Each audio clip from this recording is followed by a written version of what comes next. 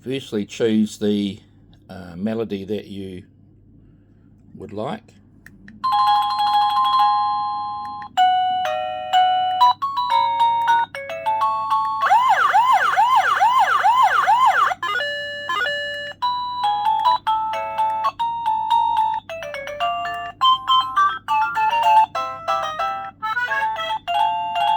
So I'll choose this one.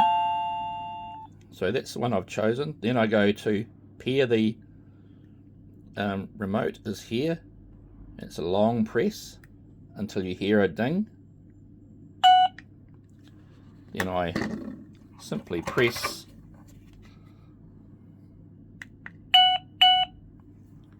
that pairs the